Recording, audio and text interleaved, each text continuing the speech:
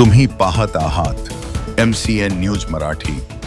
अकोला प्रादेशिक वन विभाग अंतर्गत अकोला वन परिक्षेत्रात नियत क्षेत्र पातूर नंदापूर येथे 23 ऑगस्ट रोजी विश्वास थोरात वन परिक्षेत्र अधिकारी अकोला व अभिषेक नवघरे पोलीस उपनिरीक्षक पोलीस स्टेशन पिंजर यांनी काळवीट या वन्य प्राण्याची शिकार करून त्याचे मांस विक्री करणाऱ्या आरोपीस रंगे हात अटक केली आहे। आरोपीकडून शिकारीसाठी वापरलेले साहित्य, काळविटाचे मांस आणि वाहन जप्त करण्यात आलेले आहे। वन विभागाला मिळालेल्या गुप्त माहितीच्या आधारे वन परिक्षेत्र अधिकारी विश्वास थोरात यांच्या नेतृत्वाखालील पथकाने सापळा रचून ही कारवाई केली।